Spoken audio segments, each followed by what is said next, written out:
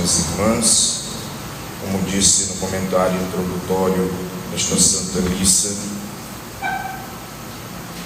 na qual nós estamos no 7º domingo do tempo comum, o Evangelho que acabou de ser proclamado, ele nos recorda a lei máxima, a lei que está acima de toda a lei do amor. Mas não é qualquer amor, não é um amor baseado em pensamento, em reflexão humana, mas é um amor inspirado por Deus, do qual Ele é a referência. Quando Ele mesmo, ao falar para os discípulos, recomenda: amai-vos uns aos outros como eu vos amei.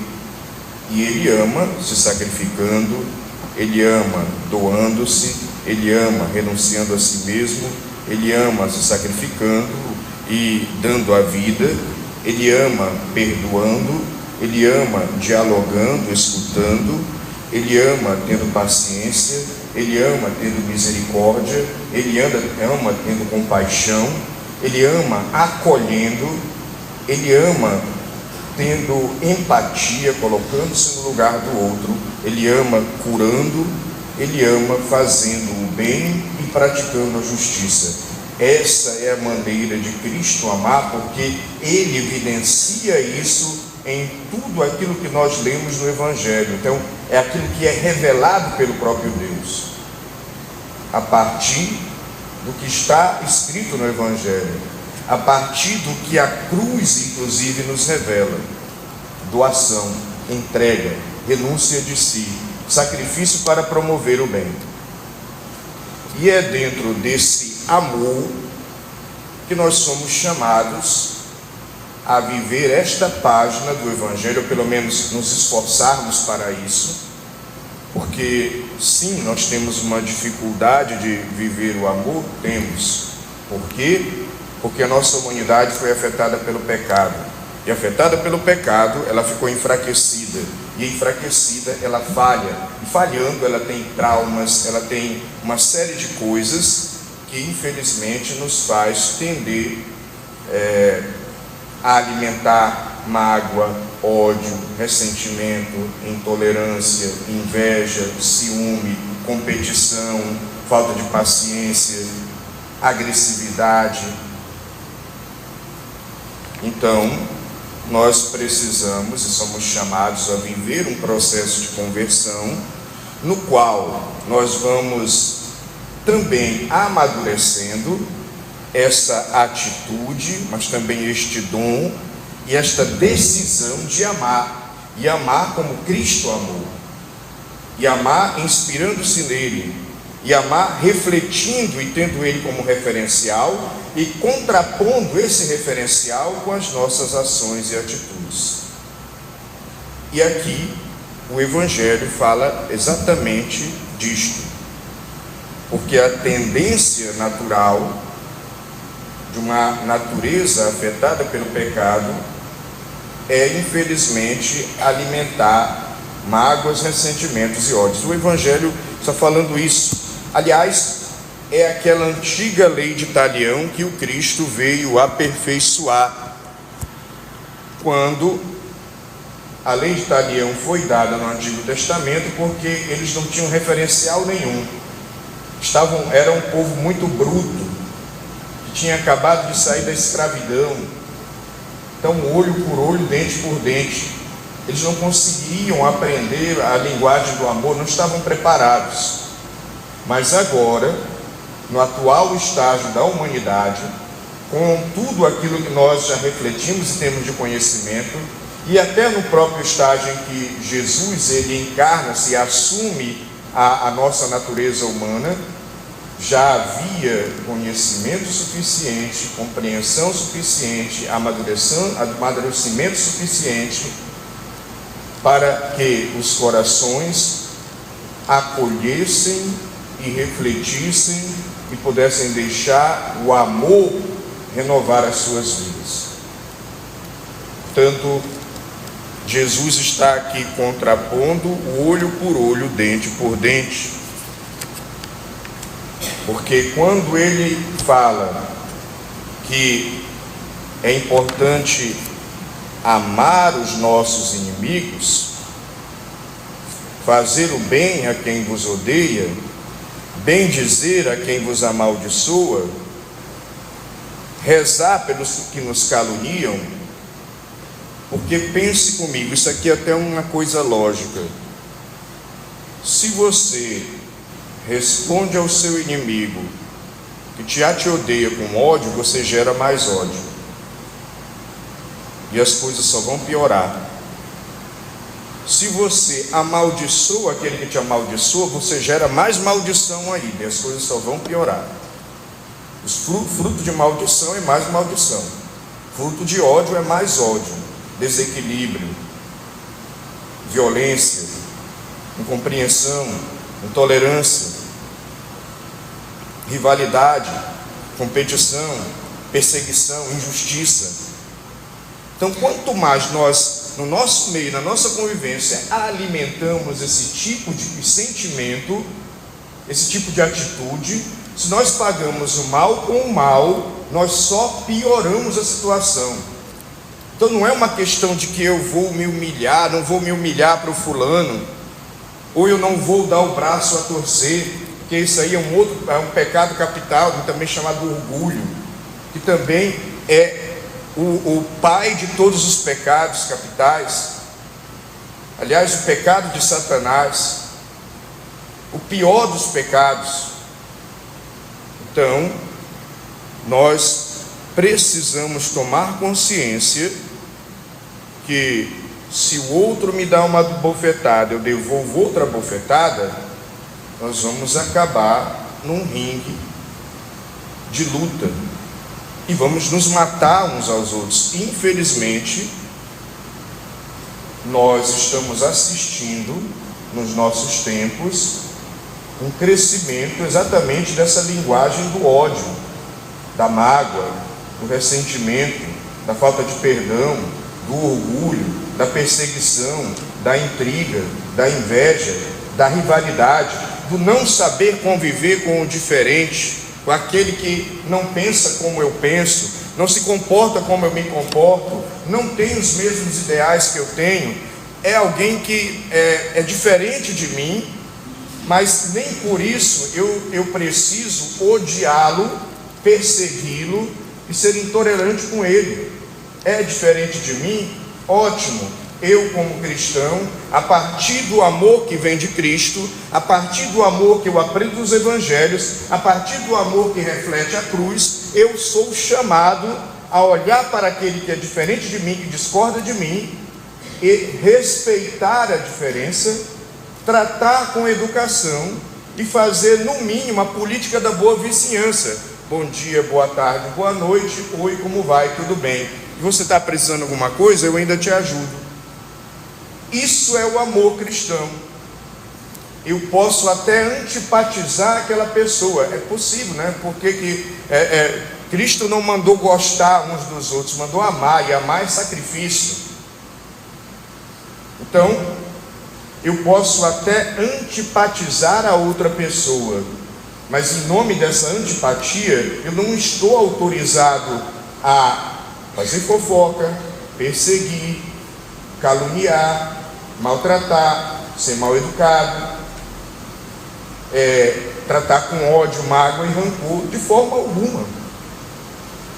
A gente precisa amadurecer no amor, e a maturidade no amor é saber que mesmo que eu não goste do outro e ele não goste de mim, eu vou ser uma pessoa civilizada no trato com a outra pessoa.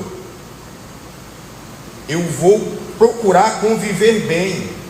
Frei, mas isso não é falsidade? Não, porque se a gente for nesse discurso que é falsidade, nós vamos nos matar. Aliás, as redes sociais hoje estão potencializando esse fenômeno do ódio, da intolerância, do perseguir o outro, do caluniar o outro, do cancelar a outra pessoa, do falar mal, do criticar, do julgar e do condenar. E o próprio Evangelho hoje está nos falando o contrário. Sede misericordiosos, como também o vosso Pai é misericordioso, porque Deus é misericordioso conosco, com as nossas inúmeras faltas, com as nossas contradições, com as nossas misérias, com nossos erros, com as nossas injustiças, com as nossas fraquezas, às vezes quando nós erramos. Deus é misericordioso conosco. Então não julgueis e não sereis julgados, porque também, se eu, em vez de perdoar, julgo, condeno, eu estou gerando mais conflito, eu estou gerando mais antipatia, eu estou gerando mais exclusão, eu estou gerando mais ódio, mágoa e ressentimento. Não condeneis e não sereis condenados, porque se eu condeno, eu estou, além de me colocar como juiz e júri de alguém, no lugar também de Deus, eu não sei a vida da outra pessoa, eu não sei a história dela, eu não sei o que levou ela a se comportar de determinada maneira. E claro que os traumas de ninguém são desculpas para autorizar a pessoa a fazer barbaridades, mas a gente precisa fazer o esforço de não condenar. Não é nosso papel. O máximo, como irmãos fraternos, aconselhar, orientar, corrigir com caridade, a chamada correção fraterna, que não é uma esculhambação que eu desabo meu ódio sobre o outro, mas é um diálogo onde eu tento ajudar o outro e não descarrego a minha raiva, porque veja bem, o contrário também é verdadeiro. Se ao invés de julgar e condenar, eu acolho, eu gero naquela pessoa acolhida um sentimento de ser amada, de ser compreendida, de ser vista, enxergada, e aquela pessoa, a partir do meu acolhimento, ao invés dela reagir com mais raiva, ela vai reagir com brandura, ela vai reagir até constrangida. Então, quanto mais eu acolho, mais eu gero no meu meio acolhimento. Quanto mais eu perdoo, mais eu gero no meio onde eu estou perdão. Quanto mais eu tenho paciência, mais eu gero no meu meio, com os que convivem comigo, paciência nos outros, porque esse é o verdadeiro testemunho cristão. O meu esforço de viver tudo isso, porque é sempre um esforço, porque muitas vezes a gente perde a paciência, porque muitas vezes a gente alimenta a mesma mágoa, porque muitas vezes a gente tem dificuldade de perdoar, mas quando eu me esforço, o esforço de fazer o bem gera o bem, provoca o bem no outro, assim como também a raiva e o ódio geram a raiva e ódio no outro. Com a mesma medida que nós medimos, nós seremos medidos. Então é importante nós pedirmos a Deus essa graça, esse processo de conversão que nos ajuda a amar.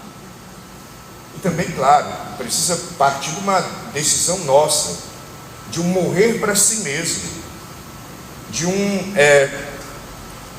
não dar vazão a raivas e ódios que muitas vezes brotam no nosso interior. E é um processo de amadurecimento. Ora a gente vai acertar, ora a gente vai errar, ora a gente vai conseguir, outrora também não vai conseguir, mas é preciso fazer esse esforço, porque só assim nós vamos de fato estar construindo uma relação de amor com Deus e com os irmãos. E aqui fica inclusive a regra de ouro dada no Evangelho. Essa regra, se nós tomássemos essa regra que já seria suficiente para revolucionar o mundo. O que ela diz? O que vós desejais que os outros vos façam, fazei também vós a eles. Deixa eu repetir, para fixar. O que vós desejais que os outros vos façam, fazei também a eles. Você quer que te compreendam? Compreenda. Você quer que te perdoem? Perdoe. Você quer que te acolham? Acolha. Você quer que te escutem? Escute também. Você quer que falem com você? Fale também com a outra pessoa. Você quer que tenham paciência com você? Tenha paciência também com a outra pessoa. Você quer que a pessoa tenha compaixão de você? Tenha compaixão também com os outros. Você quer ser respeitado? Respeite também as pessoas. O que vós desejais que os outros vos façam, fazei também vós a eles. Essa seria uma regra prática do amai-vos uns aos outros, como eu vos amei. Que esse amor de Deus possa nos inspirar a trabalharmos em nós as raivas, ódios e mágoas que muitas vezes povoam o nosso coração, o nosso interior. Que nós possamos travar essa batalha que primeiro começa aqui dentro de nós, de dominarmos o bichinho bruto que tem aqui dentro de nós, com a graça de Deus, com o auxílio dele, mas também com o nosso esforço, o nosso autoconhecimento. Me conhecer já é o primeiro passo. Admitir que eu tenho aquelas falhas e que muitas vezes eu perco a paciência já é o primeiro passo para eu começar a ter mais paciência. Admitir que eu alimento ódios já é o primeiro passo para me libertar do ódio e amar. Admitir que eu não consigo perdoar já é o primeiro passo para eu começar a perdoar. Admitir que eu não sou acolhedor já é o primeiro passo para eu fazer o esforço de acolher. Admitir que eu falo mal do outro já é o primeiro passo para eu parar de falar mal e começar a falar bem. Admitir que eu pratico injustiça e não faço bem já é o primeiro passo para que eu passe a praticar a justiça e faça o bem. É isto que o Evangelho está tratando. Essa que deve ser a nossa grande inspiração. E é isto que é ser católico. Não basta só cumprir ritos, ritualismos. O rito pelo rito, a norma pela norma, não salva ninguém. É preciso que haja amor. E esse amor possa refletir num esforço do dia a dia, para que ele se traduza em vida vivida. Louvado seja nosso Senhor Jesus Cristo.